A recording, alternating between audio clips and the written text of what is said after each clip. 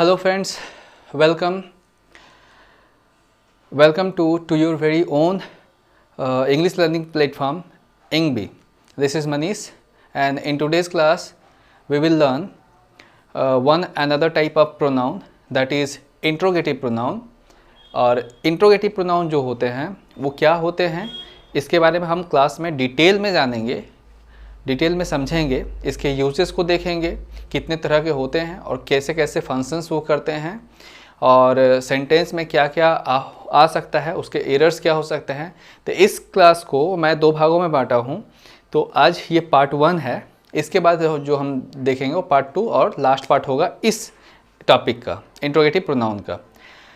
तो इससे पहले कि मैं क्लास स्टार्ट करूं, मैं आप लोगों से कहना चाहूँगा कि मैंने इससे पहले पार्ट्स ऑफ स्पीच का ही एक ये पार्ट है प्रोनाउन, जिसको अभी मैं रन कर रहा हूं। और इसके पहले नाउन के जितने काइंड्स होते हैं सभी को इंडिविजुअली मैंने काफ़ी डिटेल में समझाया है। अगर आपने अब तक उन वीडियो को नहीं देखा है और अगर आप चाहते हैं कि आप डिटेल में किसी चीज़ को समझना, और नाउन का जो मैंने वीडियो अपलोड किया है वो काफ़ी डिस्क्रिप्टिव है, काफ़ी डिटेल में छोटी छोटी बातों को उसमें बताया गया है। तो अगर आप चाहते हैं तो आप उसको जाकर देख सकते हैं। आपको श्योर है कि कुछ नया ज़रूर मिलेगा, कुछ यूनिक ज़रूर मिलेगा, तो आप जाकर एक बार चेकआउट कर सकते हैं। तब तक हम आगे बढ़ते हैं। तो हम देखेंगे आज इंट्रोगेटिव प्रोनाउन। तो जैसा कि इसका नाम है इंटरोगेटिव प्रोनाउन, तो इंटरोगेटिव प्रोनाउन जो होते हैं ये क्या होते हैं। जैसा इसका नाम है इंट्रोगेटिव मतलब प्रश्नवाचक, यानी कि ये ऐसे प्रोनाउंस होते हैं जिससे प्रश्न पूछे जाते हैं। प्रश्न पूछे जाते हैं मतलब क्वेश्चंस किए जाते हैं। पर बहुत लोगों का मानना जो है वो मतलब बहुत लोग गलत इसका यूज़ करते हैं। गलत यूज़ करते हैं कहने का मतलब कि सही तरह से वो पहचान नहीं पाते हैं कि इंट्रोगेटिव प्रोनाउन होते क्या है। बहुत लोग रिलेटिव एडवर्ब्स को भी, ये तो इंट्रोगेटिव एडवर्ब्स जो होते हैं उसको भी इसी में ऐड कर देते हैं, लेकिन ऐसा नहीं है। इंट्रोगेटिव प्रोनाउन अलग है और इंट्रोगेटिव एडजेक्टिव या फिर इंट्रोगेटिव एडवर्ब जो होते हैं वो डिफरेंट है, अलग चीज़ है।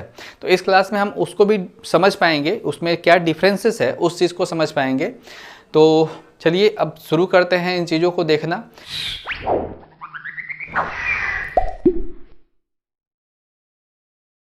तो इंट्रोगेटिव प्रोनाउन जो होते हैं ये एक प्रोनाउन का ही एक पार्ट है। इंटरोगेटिव प्रोनाउन सर्वनाम होता है, लेकिन इनसे हम प्रश्न पूछते हैं, यानी कि हम इससे प्रश्न पूछा जा सकता है। इन सभी जो इंट्रोगेटिव प्रोनाउंस होते हैं, जनरली मैंने इधर इस साइड राइट साइड में एडवर्ब्स क्या क्या होते हैं वो जिसको लेकर कन्फ्यूजन होता है, और जो मेन हमारा प्रोनाउंस हैं वो यहाँ पर मैंने लिखे हैं। हु, हुम, हुज, व्हाट और व्हिच। हु, हुम, हुज, व्हाट और व्हिच। तो ये जितने भी हैं ये सभी जो हैं प्रोनाउंस हैं, और ये जब जितने हैं ये सभी एडवर्ब्स हैं। तो एडवर्ब और एडजेक्टिव, इंट्रोगेटिव एडजेक्टिव या फिर इंट्रोगेटिव डिटर्मिनर्स बोलिए या फिर इंट्रोगेटिव एडवर्ब बोलिए, ये सभी जो होते हैं ये कहाँ यूज़ किए जा सकते हैं, इसको मैं जब एडवर्ब या फिर एडजेक्टिव बताऊंगा तब उसमें बताऊंगा। लेकिन इस क्लास के दौरान आपको इसमें डाउट ना हो, इसीलिए मैं इन चीज़ों पर भी एक बार को समझा दूंगा एक बार कि ये होते क्या है, कैसे ये इनसे डिफरेंट है। ठीक है, तो इन सभी चीज़ों को हम लोग देखेंगे, लेकिन हमारा टॉपिक जो फोकस रहेगा पूरे वीडियो में वो ये टॉपिक रहेगा। इस टॉपिक पे ही हम पूरा वीडियो में फोकस करेंगे। ठीक है, तो चलिए शुरू करते हैं। हाँ, तो देखिए जैसे कि यहाँ पे लिखा हुआ है हु जो है, अब हम समझें कैसे कि इंट्रोगेटिव प्रोनाउन क्या है। सिंपल एक तरीका है कि आप उन सभी को याद कर लीजिए, मेमोराइज कर लीजिए। बहुत आसान है, आपको हु ही सिर्फ याद रखना है 3 टाइम्स। ठीक है, तो एक बार हु आप बोलिएगा, एक बार सेम हु बोलकर उसमें एम लगाइएगा, और एक बार हु बोलकर उसमें ऐसी हुज बोलिएगा। तो हम देखें क्या हु जो है वो तीनों में कॉमन है। तो ये हम समझ लेंगे कि हु वाले जितने भी हैं मतलब हु, हुम, हुज, ये सभी जो हैं आपके प्रोनाउन में आते हैं। दूसरा बचा व्हाट और व्हिच। इसको कैसे याद रखेंगे, तो व्हाट, अब देखिए इसको कैसे याद रखेंगे, तो मैं इसको थोड़ा सा मिटा रहा हूँ। अभी देखिए यहाँ पर हु मतलब कौन, हु मतलब कौन, इसको हिंदी में हम क्या कहते हैं, कौन। होम मतलब किसको, ठीक है। हुज मतलब होता है किसका, ठीक है। व्हाट मतलब होता है क्या, व्हाट मतलब क्या, और विच मतलब होता है कौन, ठीक है। तो ये सभी जो हैं, ये भी कौन है और ये भी कौन है, तो समझेंगे कैसे। ये जो कौन है ये जनरली, ये मैंने यहाँ पर लिख दिए हैं तो मैं दोबारा नहीं लिख रहा हूँ। हु जो है पर्सन के लिए एज ए सब्जेक्ट यूज़ किए जाते हैं, एज ए सब्जेक्ट मैंने कहा यूज़ किए जाते हैं। हु पर्सन के लिए सब्जेक्ट की तरह यूज़ किए जाते हैं। लेकिन अभी के समय में हम इसका एक एग्जाम्पल भी देखेंगे जिसमें हु जो है एज ए ऑब्जेक्ट भी यूज़ किया जाता है अभी के समय में, इन मॉडर्न डेज। तो इसको हम बाद में फिलहाल देखेंगे। फिलहाल ये समझ लेते हैं हु जो है पर्सन के लिए यूज़ किए जाते हैं और ये सब्जेक्ट के लिए आता है, ठीक है। नेक्स्ट होम जो है ये भी पर्सन व्यक्ति के लिए यूज़ किया जाता है और ये ऑब्जेक्ट के लिए आता है, ठीक है। हुज जो है ये पर्सन के लिए आता है लेकिन ये पॉजिटिवनेस को दर्शाता है, यानी कि अधिकार को दर्शाता है, ठीक है। नेक्स्ट व्हाट जो होता है ये एनिमल, ये थिंग के लिए आता है। तो यही व्हाट में और विच में अंतर है। तो एनिमल ये थिंग के लिए आता है और ये सब्जेक्ट और ऑब्जेक्ट दोनों के तरह ही बिहेव कर सकते हैं, ठीक है। सब्जेक्ट और ऑब्जेक्ट दोनों के तरह ही। नेक्स्ट और लास्ट जो है वो है विच जो है ये पर्सन, एनिमल और थिंग तीनों के लिए ही आ सकते हैं और ये सब्जेक्ट ऑब्जेक्ट दोनों की तरह यूज़ किए जा सकते हैं। मतलब सब्जेक्ट के प्लेस पर भी यूज़ किए जा सकते हैं, सब्जेक्ट एज ए सब्जेक्ट, और एज एन ऑब्जेक्ट जो है वो भी यूज़ किए जा सकते हैं। तो इनसे रिलेटेड मैंने कुछ एग्जाम्पल्स लिखे हैं जिसको आप समझ लें, उसके बाद हम लोग धीरे धीरे काफ़ी डिटेल में इसको समझते हुए आगे बढ़ेंगे, ठीक है। चलिए, और हाँ मैंने क्लास में इससे रिलेटेड कुछ एरर्स भी रखे हैं जिसको आपको क्लास के एंड में समझना पड़ेगा, देख पाइएगा। तो पूरे क्लास को हम समझ लेते हैं थॉरोली, उसके बाद हम उन चीज़ों को कर पाएंगे। तो चलिए देखते हैं, जैसे कि व्हाट इज़ योर नेम। यहाँ पर व्हाट इज़ योर नेम जब बोला जा रहा है तो व्हाट इज़ योर नेम, तुम्हारा नाम क्या है। तो देखिए, जैसा कि एक मैं बात बताऊँ, इंट्रोगेटिव प्रोनाउन, हमें इस चीज़ पर थोड़ा गौर करना चाहिए। किस चीज़ पर? तो प्रोनाउन पर हमें गौर करना चाहिए। ये क्यों? क्योंकि प्रोनाउन का मतलब क्या होता है? प्रोनाउन एक रिप्लेसिंग वर्ड है जो नाउन को रिप्लेस करता है। Pronoun replaces, pronouns replace noun, ठीक है। प्रोनाउन जो है नाउन को रिप्लेस कर देता है, तो ये हम प्रोनाउन कहते हैं। यानी कि प्रोनाउन जो होता है वो नाउन इक्विवेलेंट हम कह सकते हैं, नाउन के समान पावर रखने वाला या फिर अर्थ रखने वाला चीज़ होता है। हालांकि वो नाउन को रिप्लेस करके जो आता है उसे हम प्रोनाउन कहते हैं। तो इसका मतलब ये कि जो सब्जेक्ट की तरह बिहेव करते हैं या फिर जो ऑब्जेक्ट की तरह बिहेव करते हैं, यानी कि जो नाउन होते हैं, उसी की जगह पर प्रोनाउन आ सकता है। यानी कि ये इंट्रोगेटिव प्रोनाउन है, इसका बिहेवियर जो है सब्जेक्ट की तरह होता है। कैसे होता है? सब्जेक्ट की तरह हो सकता है या फिर ऑब्जेक्ट की तरह भी बिहेव कर सकते हैं ये इंट्रोगेटिव प्रोनाउंस जो हैं। तो कैसे ये होता है इसको हम समझने की कोशिश करते हैं। जैसे कि व्हाट इज़ योर नेम, तुम्हारा नाम क्या है या फिर आपका नाम क्या है। तो व्हाट इज़ योर नेम, आपका नाम क्या है, जब हम कहते हैं तो इसका आंसर हम जो देते हैं, राम, श्याम, मोहन, कुछ भी आंसर दे सकते हैं हम। यानी कि हम सब्जेक्ट को बोल सकते हैं कि उसका नाम क्या है। तो हमने उसका नाम राम लिखा अगर, तो राम उसका नाम है। इसका मतलब ये जो है एक इसके नाम को डिनोट कर रहा है, यानी कि ये नाउन है, ठीक है। तो नाउन को ही रिप्लेस करने का काम तो यहाँ पर किया जा रहा है। जैसे कि इसका आंसर होता है तो मैं ये इस साइन को हटाता और इसको हटाकर इसके जगह पर यहाँ पर लिखता राम, ठीक है। और यहाँ पर वो चूँकि जो बोल रहा है बंदा उसका नाम होता, तो यहाँ पर माई बोलता वो, तो क्या हो जाता? राम इज़ माई नेम, ठीक है। तो देखिए, आप सब इस व्हाट को रिप्लेस किए किससे? नाम से, यानी कि राम से, या फिर वो ही बोल कुछ भी यहाँ पर बोला जा सकता था। कहने का मतलब ये है कि ये जितने भी प्रोनाउंस हैं ये सभी जो हैं प्रश्न पूछने का काम करते हैं, और इससे जो जवाब आता है वो या तो नाउन होता है या फिर नाउन इक्विवेलेंट होता है। इसीलिए इसे इंट्रोगेटिव प्रोनाउन कहते हैं। इंट्रोगेटिव इसलिए कहते हैं क्योंकि इससे प्रश्न पूछे जाते हैं, ठीक है। आई होप आपको समझ में आया होगा और ये चीज़ क्लियर हो गया होगा। आगे देखिए, हु टोल्ड यू सो, ऐसा जो है आपको किसने कहा, किसने आपको ऐसा कहा। तो यहाँ पर हु टोल्ड यू सो, यहाँ पर हु मतलब कौन, किसने आपको कहा या फिर किसने कहा, तो किसने जो कहा इसका कोई नाम होगा, इसका कोई एक आंसर होगा, रोहन, मोहन, सोहन, जो भी आंसर होगा। तो ये सोहन जो है इसका आंसर है, Sohan told you so, Sohan ने ऐसा कहा। तो आप हु की जगह पर सोहन ऐसा लिख सकते हैं। तो चूंकि ये आंसर हो जाएगा तो इस साइन को हमको हटाना पड़ेगा, ठीक है। तो क्या हो जाएगा answer, Sohan told you so, Sohan ने तुम्हें ऐसा कहा है। भाई वो लड़का खुद अगर बोलता है तो क्या बोलेगा, सोहन टोल्ड मी सो, सोहन ने मुझे ऐसा कहा, ठीक है। तो कहने का मतलब आप समझ पा रहे हैं कि ये सब्जेक्ट के जगह पर आ रहा है या फिर हु का जो है आंसर है, इसीलिए इस हु को हम इंट्रोगेटिव प्रोनाउन कह रहे हैं। आई होप आपको क्लियर हो गया होगा कि इसे इंट्रोगेटिव प्रोनाउन क्यों कहते हैं। आगे बढ़ते हैं अब।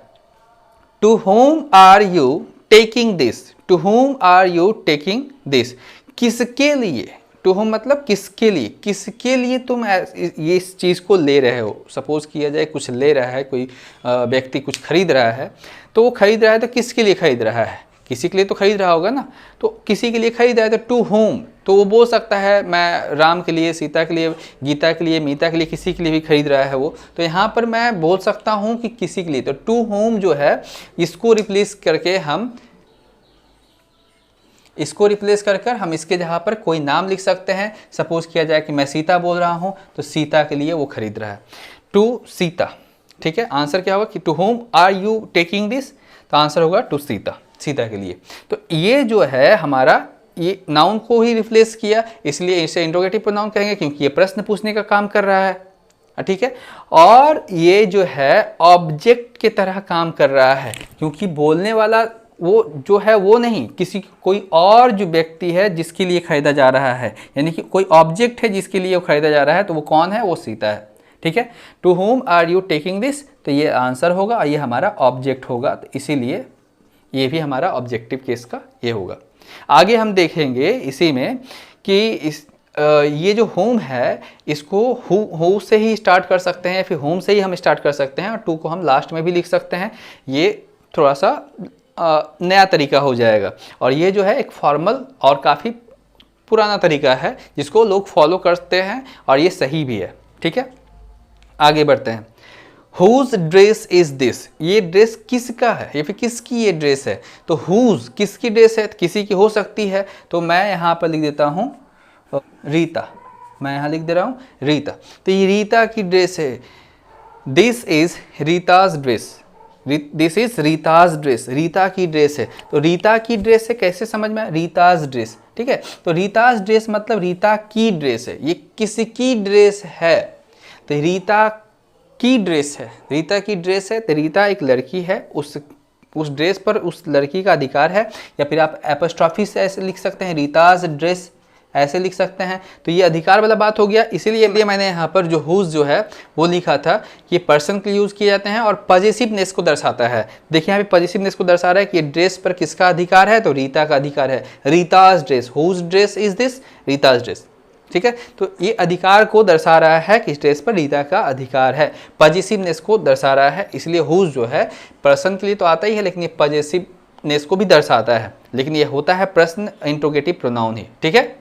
आई होप आपको क्लियर हो गया होगा। Next, which dress is looking pretty, कौन सा ड्रेस जो है प्रीटी लग रहा है, मतलब खूबसूरत लग रहा है, कौन सा ड्रेस प्रीटी लग रहा है। तो दिस वन, दैट वन, कोई एक ड्रेस होगा जो प्रीटी लग रहा होगा। तो विच ड्रेस इज लुकिंग प्रीटी, कौन सा ड्रेस खूबसूरत लग रहा है, तो दैट वन, या फिर the red one, the pink one, the yellow one, कुछ भी बोला जा सकता है, ठीक है। तो बोला जा रहा है कोई कौन सा ड्रेस आपको अच्छा लग रहा है, तो the red one, the red one, जो रेड है वो वाला ड्रेस हमको अच्छा लग रहा है, द रेड वन। लाल वाला ड्रेस अच्छा लग रहा है, तो आप या तो उसका नाम लेकर बोलो, या नाम है तो which car do you like most, ठीक है। Which car do you like most, कौन सा कार आप ज़्यादा पसंद करते हो, तो मैं बोल सकता हूँ लैम्बोर्गिनी या फिर फेरारी, तो कुछ बोला जा सकता है, वहाँ पर नाम लेकर बोला जा रहा है। तो इसलिए विच से हम जो है किसी व्यक्ति को, किसी वस्तु को, इसका एग्जाम्पल भी हम लोग देखेंगे आगे कि किस तरह से ये एक ही वर्ड जो है विच जो है, इसका यूज़ हम पर्सन के लिए या फिर एनिमल के लिए या फिर थिंग्स के लिए भी करते हैं, और ये भी एक इंट्रोगेटिव प्रोनाउन है, ठीक है। तो यहाँ पर आप समझ पाए कि इंट्रोगेटिव प्रोनाउन ये जितने भी 5 मैंने लिखे हैं ये पांचों जो है हमारे इंट्रोगेटिव प्रोनाउन हैं जो प्रश्न पूछने के काम आते हैं। सेंटेंस में ये इसका काम होता है प्रश्न को पूछना, ठीक है, क्वेश्चन करना। तो आई होप आपको समझ में आया होगा। नेक्स्ट स्लाइड में हम देखते हैं आगे। हाँ, तो चलिए अब हम देख लेते हैं इसके इस स्लाइड को, और इस स्लाइड में हम लोग देखेंगे सभी जितने भी प्रोनाउंस मैंने बताया, इंट्रोगेटिव प्रोनाउन जितने भी होते हैं उनको सभी को डिटेल में समझेंगे। किस तरह से वो सब्जेक्ट के प्लेस पर भी आ सकते हैं, ऑब्जेक्ट के लिए भी आ सकते हैं, और किस तरह से वो सेंटेंस में फंक्शन करते हैं उसको हम लोग देख लेते हैं। चलिए, जैसे कि यहाँ पर देखिए, यहाँ पर लिखा हुआ है व्हाट। तो व्हाट का मतलब क्या होता है? तो व्हाट का मतलब जो होता है वो क्या होता है, ठीक है ना। तो व्हाट से हम जो प्रश्न पूछते हैं वो जनरल क्वेश्चंस होते हैं, मतलब टू आस्क जनरल क्वेश्चंस। मतलब व्हाट से किस तरह के प्रश्न पूछे जा सकते हैं? आंसर होगा टू आस्क जनरल क्वेश्चंस। साधारण सा जो प्रश्न होता है, नॉर्मल जो प्रश्न होता है, ऐसे प्रश्नों को पूछने के लिए हम व्हाट का यूज़ करते हैं। तो व्हाट से आप साधारण तरह के प्रश्न पूछे जा सकते हैं, जैसे कि what is your name. What is your name simple से पूछा जा सकता है, व्हाट इज़ योर नेम। तो हम बोलेगा कि माई नेम इज़ रोहित। तो what is your name? My name is Rohit, ठीक है, रोहित। तो यहाँ पर देखिए रोहित, ठीक है, रोहित इज़ माई नेम बोला जा सकता है। तो ये रोहित जो है नाम लिया जा रहा है। तो इस तरह से हम लोगों ने सिंपल सा एक क्वेश्चन पूछा, जनरल क्वेश्चंस ये पूछे गए, ठीक है। Next number, what happened. What happened क्या हुआ? तो मैं बोलूँगा एन एक्सीडेंट हैपेंड, ठीक है, हैपेंड क्या हुआ? तो एक घटना हुआ। यहाँ पर देखिए एक्सीडेंट, ये क्या है? सब्जेक्ट है। क्या हुआ? एक घटना हुआ। तो एक घटना जो हुआ, ये क्वेश्चन जो है सिंपल फॉर्म में पूछा गया, जनरल क्वेश्चन की तरह ही एकदम, ठीक है। और ये सब्जेक्ट इसका आंसर लिखना आ रहा है। क्या हुआ? तो ये एक्सीडेंट हुआ एक। तो एक्सीडेंट जो बोला जा रहा है, तो ये एक्सीडेंट क्या है? एक सब्जेक्ट है, सब्जेक्ट की तरह पूछा गया है इसका मतलब। यानी कि व्हाट का यूज़ जो है हम व्हाट का यूज़ सब्जेक्ट की तरह और ऑब्जेक्ट की तरह दोनों ही तरह से हम कर सकते हैं। तो हम लोगों ने सब्जेक्ट प्लस देख लिया कि किस तरह से जब प्रश्न पूछा जा रहा है उसका आंसर क्या आ रहा है? The accident. एक्सीडेंट हमारा आंसर हो जा रहा है और ये सब्जेक्ट है। अब जैसे कि मैं बोलूँ कि व्हाट डू यू वॉन्ट, आप क्या चाहते हो? तो कोई बोलेगा आई वॉन्ट अ पेन, मुझे एक कलम चाहिए। तो अ पेन जो है इसका आंसर है, इस व्हाट का आंसर क्या है? अ पेन, यानी कि ये ऑब्जेक्ट है। तो इसका मतलब ये हुआ कि व्हाट से जो हम प्रश्न पूछते हैं उसका आंसर ऑब्जेक्ट भी हो सकता है और सब्जेक्ट भी हो सकता है। तो व्हाट से जो क्वेश्चंस बनते हैं उसके लिए जो आंसर होता है वो सब्जेक्ट भी हो सकते हैं और ऑब्जेक्ट भी हो सकते हैं। लेकिन व्हाट जो है वो जनरल क्वेश्चंस पूछने के लिए उससे प्रश्न बनाए जाते हैं। आई होप आपको ये बात समझ में आ गया होगा इन दोनों एग्जाम्पल्स के थ्रू, ठीक है। और ये जनरल क्वेश्चंस किस तरह से आप समझ सकते हैं, ये बोलचाल में बोले जाने वाली कुछ सेंटेंसेस है। नेक्स्ट हम लोग देखेंगे हु जो है वो क्या है? तो हु जो है वो सब्जेक्ट के लिए पूछा जाता है, as a subject to no one, किसी को जानने के लिए, किसी व्यक्ति के बारे में जानने के लिए, किसी व्यक्ति को जानने के लिए हम इस हु से प्रश्न पूछते हैं, इंट्रोगेटिव प्रोनाउन का यूज़ करते हैं और ये एज ए सब्जेक्ट काम करता है। मतलब इसका आंसर जो होगा सिर्फ सब्जेक्ट की तरह ही होता है। कैसे होता है चलिए देखते हैं। जैसे कि हु टोल्ड यू, किसने तुम्हें कहा? तो मैं बोलूँगा कि Rohit told me. Rohit told me, किसने मुझे कहा? तो मुझे रोहित ने कहा। तो रोहित हमारा सब्जेक्ट हो गया। हु का आंसर क्या निकल के आया? रोहित। किसने मुझे कहा? किसे तुम्हें कहा? तो मैं कहूँगा कि मुझे रोहित ने कहा। तो रोहित हमारा सब्जेक्ट हो गया। तो इसका आंसर जो है वो हम किसी व्यक्ति के बारे में तो जानने के लिए किए ही, लेकिन वो सब्जेक्ट है, सब्जेक्ट है यहाँ पर देखिए, ठीक है। Next number, who do you think will win the match. कौन, आपके अनुसार कौन मैच जीत सकता है? आपको क्या लगता है मैच कौन जीत सकता है? तो आपके अनुसार कौन मैच जीत सकता है? तो मैं कहूँगा India. India will win the match. कौन मैच जीत सकता है? तो इंडिया जीत सकता है। तो इंडिया देखिए यहाँ पे क्या हो गया, सब्जेक्ट, यानी कि हु का आंसर जो हमारा निकल के आया वो क्या निकल के आया, सब्जेक्ट, जो कि इंडिया है। कौन मैच जीत सकता है आपके अनुसार? तो इंडिया मैच जीत सकता है। तो इंडिया में मैच जीत सकता है, इंडिया हमारा क्या हो गया, सब्जेक्ट। यहाँ पर हेल्पिंग वर्ब क्या है, विल उसके पहले आया है और ये सब्जेक्ट हो गया, यानी कि हु से जो हम प्रश्न पूछते हैं जनरली उसका आंसर सब्जेक्ट होता है और वो किसी व्यक्ति, किसी ग्रुप को दर्शाने के लिए होता है। तो यहाँ पर टीम को दर्शा रहा है, इंडिया को प्रेजेंट कर रहा है जो कि एक नाउन है, तो यहाँ पर सब्जेक्ट की तरह ये यूज़ किया गया है। तो हम समझ गए क्या कि हु से जो प्रश्न पूछा जाता है उसका आंसर जो होगा वो सब्जेक्ट होगा किसी सेंटेंस का। आई होप आपको क्लियर हो गया होगा ये चीज़। आगे हम देखते हैं होम, जैसे कि होम डिड यू टेल, तुमने किसको कहा, ठीक है, तुमने किसको कहा, होम डिड यू टेल, तुमने किसको कहा। तो इसका आंसर क्या होगा, ये ऑब्जेक्ट के लिए होता है, ये भी किसी व्यक्ति को जानने के लिए ही होता है, लेकिन ये ऑब्जेक्ट के लिए जनरली यूज़ किए जाते हैं, मतलब ऑब्जेक्ट केस में यूज़ किए जाते हैं। जैसे कि होम डिड यू टेल, तुमने किसको कहा, तो मैं कह सकता हूँ आई टोल्ड टू रोहन, मैंने रोहन को कहा। तो किसको कहा, रोहन को कहा। तो रोहन को कहा, रोहन हमारा क्या है यहाँ पर, ऑब्जेक्ट है। तो हम लोगों ने क्या देखा, होम से जो इंट्रोगेटिव प्रोनाउन से जो हम प्रश्न पूछते हैं उसका आंसर जो है हमारा ऑब्जेक्ट के रूप में हमें मिल जाता है, इसलिए मैंने यहाँ पर एज ऑब्जेक्ट लिखा है, ठीक है। Next number, whom did you give the book to, तुमने ये किताब किसको दिए है, तुमने ये किताब जो है किसको, तुमने किताब जो है किसको दिए। तो वो बोल सकता है कि I gave the book to Mohan, I gave the book to Mohan, मैं यहाँ पे सिर्फ मोहन लिख रहा हूँ। तो यहाँ से हमारा आंसर हो जाएगा आई गेव द बुक, ये पास्ट में हो जाएगा, गेव हो जाएगा ये, क्योंकि हमने यहाँ पर पास्ट में सेंटेंस लिखा है। तो यू गेव या फिर I gave the book to Mohan, तो मोहन इसका आंसर है। मेन जो होम किसको किताब देने का बात हो रहा है, ये ऑब्जेक्ट के बारे में बात कर रहा है, किसको दिया मैंने किताब, तो मोहन को दिया, तो मोहन एक ऑब्जेक्ट हो गया।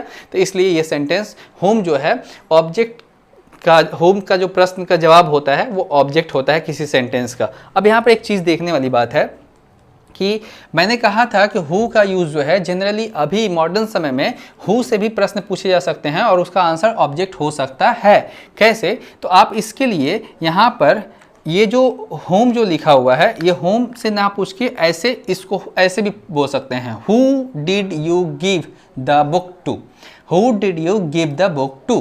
तो यहाँ पर जो लिखा हुआ है ये सेंटेंस, ये एकदम सही है। इसी तरह से बोलचाल की भाषा में बोल सकते हैं, लेकिन याद रखिए कॉम्पिटिटिव में आपको ग्रामेटिकली सही करना पड़ेगा, तो उस हालत में आपको जो होम है वही लिखना ज़्यादा सही रहेगा आपके लिए, ठीक है। अगर कोई बच्चा इसके जगह पर टू होम लिखता है तो भी वो सही है, तब लास्ट में टू को हटाना पड़ेगा। तो क्या हो जाएगा sentence, to whom did you give the book, बस। तो ये जो हो जाएगा हमारा पूरा एक क्वेश्चन हो जाएगा। लेकिन टू होम से जो प्रश्न पूछे जाते हैं वो जनरली बहुत ज़्यादा ही फॉर्मल होते हैं, टू मच फॉर्मल, ठीक है। तो इसलिए इतना ज़्यादा फॉर्मल सेंटेंस अभी नहीं चलता है, ये थोड़ा ओल्ड तरीका हो गया बोलने का। आप बोलचाल में बोल सकते हो, एकदम सही है वो चीज़, लेकिन अगर आप होम से बोलते हो तो ठीक है, हु से बोलते हो तो ये ज़्यादा ही लेटेस्ट हो जा रहा है, मतलब टू होम जो है वो टू मच फॉर्मल हो जा रहा है। अगर होम से बोल रहे हैं whom did you give the book to, तो ये जो है फॉर्मल तरीका है एक। और हु से अगर बोलते हैं who did you give the book to, तो ये जो है ये इनफॉर्मल तरीका है, जिसको आपको ग्रामेटिकली मतलब आपको यूज़ नहीं करना है आपके एग्जाम्स में, लेकिन आप बोलने के लिए बोल सकते हो तीनों तरीके से। तो हम लोगों ने देखा कि इस तरह से हु का यूज़ जो है ऑब्जेक्ट के लिए भी किया जा सकता है, मतलब ऑब्जेक्ट के लिए भी किया जा सकता है, जिसका हु से प्रश्न पूछ के भी हम आंसर ऑब्जेक्ट ला सकते हैं, ठीक है। तो मैं इसका एग्जाम्पल आपको यहाँ पर दे दिया, आई होप आपको समझ में भी आया होगा। अब आगे देखते हैं हम, तो आगे देखिए जैसे कि हुज लिखा हुआ है, तो हुज मतलब क्या, तो हुज मतलब क्या, तो हुज जो होता है वो भी किसी व्यक्ति को जानने के लिए किया जाता है, लेकिन यहाँ पर पोजीशन को दर्शाया जाता है। ये बहुत इंपॉर्टेंट आपको समझना पड़ेगा, पोजीशन को दर्शाता है यानी कि अधिकार को दर्शाता है। जैसे कि एग्जाम्पल में हुज पर्स इज मिसिंग, किसका पर्स खो गया है, तो मैं कह सकता हूँ Seema's purse, Seema's purse is missing. उसके बाद आगे मैं लिख सकता हूं, तो हमारा जो आंसर आया वो सीमाज पर्स, किसका, सीमा का पर्स जो है वो खो गया है। तो सीमा हमारा सब्जेक्ट है, लेकिन इसमें जो एपस्ट्रॉफी आया है इसके वजह से ये क्या हो जा रहा है, ये हमारा पोजीशन को दर्शा रहा है, लेकिन ये तो है सब्जेक्ट। तो आप सब्जेक्ट एज ए सब्जेक्ट, इसको भी हम सब्जेक्ट और ऑब्जेक्ट दोनों के तरह ही यूज कर सकते हैं। सीमाज पर्स यानी कि सब्जेक्ट के तौर पर ये आया है, और ये पोजीशन है क्योंकि उस पर्स पर सीमा का अधिकार को दर्शा रहा है ये एपस्ट्रॉफी, तो इसलिए ये पोजीशन भी है। तो हुज का यूज हम जनरली पोजीशन को दर्शाने के लिए ही करते हैं, लेकिन सब्जेक्ट के रूप में भी कर सकते हैं और ऑब्जेक्ट के रूप में भी। तो ये सब्जेक्ट वाला एग्जांपल रहा। अब ऑब्जेक्ट वाला देखते हैं, जैसे कि हुज डिड यू फाइंड, तुमने किसका पाया, तो whose did you find what, तो मैं एक चीज लिख दे रहा हूं, जैसे कि यहाँ पर पेन, तुमने किसका कलम पाया, whose did you find pen, तो तुमने किसका कलम पाया, तो मैं आंसर दे सकता हूं I found Ram's pen, Ram's pen. तो यहां पर देखिए राम्स पेन, इसका आंसर क्या निकला, ये ऑब्जेक्ट हमारा है, आई सब्जेक्ट है, फाउंड वर्ब है, राम्स पेन हमारा आंसर। किसका कलम तुमने पाया, आई फाउंड राम्स पेन, तो राम्स पेन यहाँ पे क्या हो गया, ऑब्जेक्ट हो गया। यानी कि हुज से प्रश्न करके हम ऑब्जेक्ट भी आंसर ला सकते हैं, लेकिन इसमें भी आप देखिए पोजीशन को ही दर्शा रहा है ये, whose did you find pen, I found Ram's pen, Ram का कलम मैंने पाया, तो इसमें भी पोजीशन को दर्शा रहा है ये जो एपस्ट्रॉफी लगा हुआ है ये, ठीक है।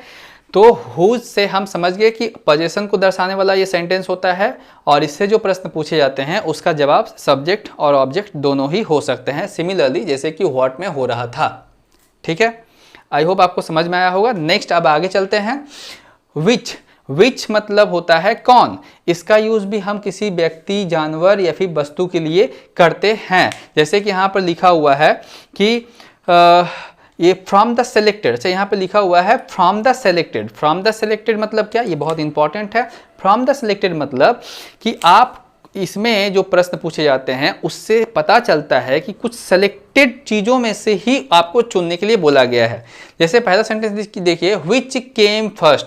सपोज कीजिए कुछ गाड़ियों का, वाहनों का रेस चल रहा है, रेस कोर्स में, तो लैम्बोर्गिनी, टाटा, आप या फिर BMW जो है, फेरारी जो है, सभी कार पार्टिसिपेट किए हैं उसमें, और कोई एक ही फर्स्ट आएगा उसमें। तो मैं यहाँ पर जब पूछता हूँ विच केम फर्स्ट, मतलब मैं ऑलरेडी उन चीज़ों को जानता हूँ, तभी तो मैंने नहीं पूछा विच कार केम फर्स्ट, ठीक है। तो मैंने ऐसा नहीं पूछा, हम ऐसा भी बोल सकते हैं। तो विच केम फर्स्ट मतलब हम जानते हैं कि जो सेलेक्टेड, जिसने रेस कोर्स में, तो रेस में पार्टिसिपेट किया है, सिर्फ उसी कार का बात हो रहा है। दूसरे गाड़ी जो हैं वो रोड पर भी रन कर रहे होंगे, लेकिन मुझे उससे कोई मतलब नहीं। हमारे पास जो सेलेक्टेड कार्स हैं, जो सेलेक्टेड हैं, उन्हीं में से पूछा गया है विच केम फर्स्ट, कौन सा गाड़ी फर्स्ट आया है, ठीक है। तो हम बोलेंगे कि द लैम्बोर्गिनी, तो केम फर्स्ट। उसके बाद जब हम अपना वर्ब जो होगा वो हम अपना वर्ब लिखेंगे और उसके बाद ऑब्जेक्ट लिख देंगे। तो देखिए यहाँ पर सब्जेक्ट की तरह यूज हुआ है, यानी कि विच केम फर्स्ट हम एज ए सब्जेक्ट इसको यूज कर सकते हैं।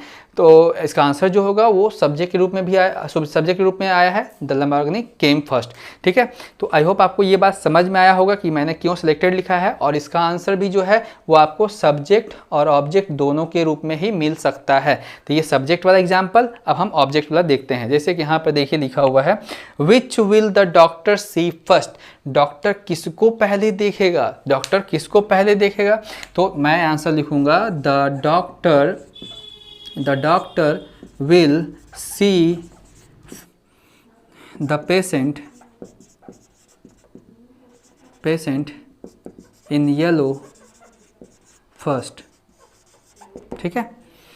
अभी देखिए यहाँ पर द डॉक्टर हमारा सब्जेक्ट हो गया, विल सी हमारा वर्ब हो गया, द पेशेंट जो है ये हमारा आंसर है। यहाँ पे क्वेश्चन क्या किया जा रहा है, which will the doctor see first, doctor किस व्यक्ति को पहले देखेंगे। आंसर होगा डॉक्टर उस व्यक्ति को पहले देखेंगे जो येलो शर्ट पहने होगा, येलो शर्ट पहना होगा। यानी कि यहाँ से यहाँ तक जो है हमारा ऑब्जेक्ट है, जो कि वर्ब के बाद आया है। तो यहाँ पर आप ऑब्जेक्ट जो है उसके लिए ये विच का यूज़ किया गया है, ठीक है। फिर से मैं एक बार बोलना चाहूँगा, which will the doctor see first, doctor सबसे पहले किस व्यक्ति को देखेंगे। तो डॉक्टर ने, हो सकता है वो येलो शर्ट जो पहना हुआ व्यक्ति है वो वही चैम्बर में पहली बार आया होगा, सबसे पहले वही इंटर किया होगा, तो डॉक्टर उसी को देखेंगे। तो डॉक्टर जब बाद में आया तो doctor will see the patient in yellow first. जो व्यक्ति येलो कलर का शर्ट पहन के बैठा हुआ है उसे पहले देखेंगे। तो डॉक्टर देखेंगे, डॉक्टर तो हमारा सब्जेक्ट हो गया, तो बचा क्या, द पेशेंट इन येलो, तो ये हमारा ऑब्जेक्ट हो गया। तो इस व्हिच से जो हम प्रश्न कर रहे हैं इंट्रोगेटिव, वो उसका आंसर जो हमारा क्या आया, ऑब्जेक्ट आ रहा है।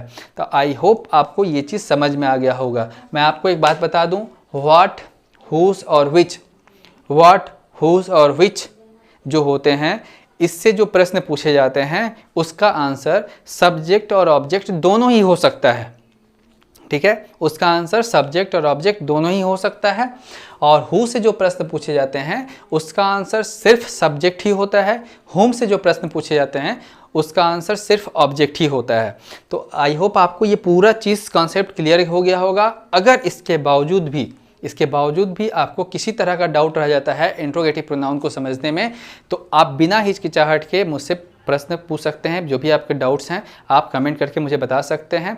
आप देख रहे हैं कि मैं किस तरह से मेहनत कर रहा हूं। मुझे बहुत अच्छा लगता है कि मेरे जो सिखाई चीज़ें हैं वो बहुत दूर दूर तक बहुत सारे बच्चों के बीच में सर्कुलेट हो रहा है।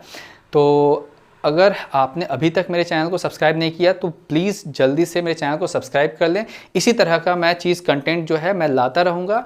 और ज़्यादा से ज़्यादा लोगों तक मेरे वीडियो को शेयर करें और लाइक दें। अगर आपको पसंद आया तो वीडियो प्लीज़ लाइक करें। और देखने के लिए बहुत बहुत धन्यवाद। स्वस्थ रहें, stay sound and happy. Thank you.